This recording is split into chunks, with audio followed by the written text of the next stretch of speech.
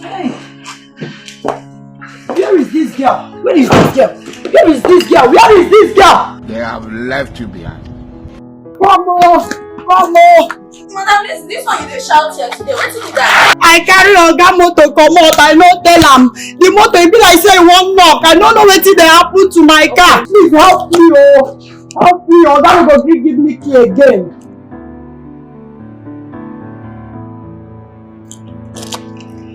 Madam, calm down. Wetin dey do your car na engine misfiring. You know which wetin we dey do now. We go do am, you go do okay. Wetin dey cause misfiring? Madam Lizzy, wetin dey cause engine misfiring? Na one out spark plug. E just like when your car dey try talk but your voice no clear.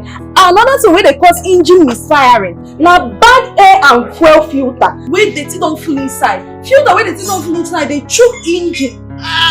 E just like when person chop plenty cake and e no fit talk again. So let your engine breathe. Another one wey dey cause am na bad and faulty fuel injector. This one gangan e dey cause katakata for your car, dey do your engine like wetin wey smoky igbo. So Madam Lizzy, if you wan make you no get misfiring katakata next time for your car, make sure say you dey replace your spark plug, dey replace your fuel filter, and make sure say your fuel system dey always dey in check. As I don hear wetin dey do your car now, sharp sharp carry your car dey come Onyi Japan Auto Tech Nnewi make we do your car well. You dey hear me so?